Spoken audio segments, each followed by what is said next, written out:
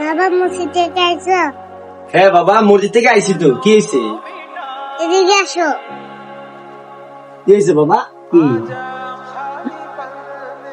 তুমি কে ভিডিওটা দেখছো? আমার মাসুম এই বাচ্চাটা কি অপরাধ করছে নির্মম ভাবে আমার বাচ্চাটা। কোনটা বাবা এটা? আমি এই বাচ্চাটা ছাড়া আমি থাকবো কেমনে? দেখছি তো। তুমি না আগে প্রতিবাদী ভিডিও বানাইতা, তুমি দিন আমি চাইলে কোনো ভিডিও বানাইছো না। কি ভিডিও করবো রে মা, মুখের ভাষা নাই। মানে কি বলতে যে কি বলবো, মানে ওই ভাষাটা হারিয়ে ফেলছি। তুমি তো আমার একটা আম্মু, তাই না? রামিসার বয়সটা কত দেখে হয়েছে। আর অনেক প্রতিবাদী ভিডিও তো বানাইছি, কি লাভ? একই অবস্থা। তাহলে বাবা আমরা রাস্তায় কোনো নিরাপদ নাই? না আম্মু, অবশ্যই তুমি নিরাপদ আছো। একদিন জালেমদের বিচার অবশ্যই হবে এই বাংলার জমিনে। কোন দিন হবে বাবা? রমিসার আগে কত হাজার শিশু দর্শন হয়েছে, এগুলা কি বিচার হয়েছে? না রে মা, এগুলোতে এত ভালোভাবে বিচারও হয় নাই। তো এখন কি রমিসার বিচার হবে?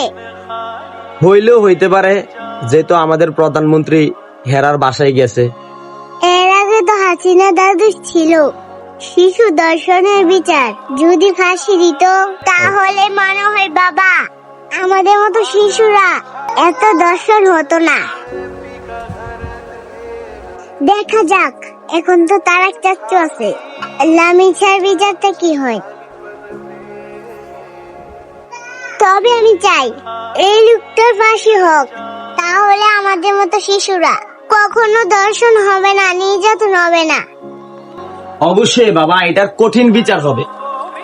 আর আমরা চাই যে ধর্ষণের আর শিশু নির্যাতন কিভাবে হয় এই জিনিসটা মাথায় ধরে না। সত্যি কথা, মন মানসিকতা এত খারাপ হয়েছে, মানে ভিডিও বানানোর মতো এরকম মন মানসিকতা নাই। আমার তো একটা মেয়ে আছে, সে কি রাস্তায় সুরক্ষিত?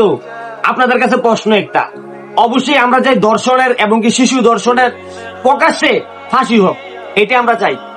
আমিও চাই ফাঁসি হোক। কবে যে বাংলার জমিনে বিচার হবে এটাই জানি না।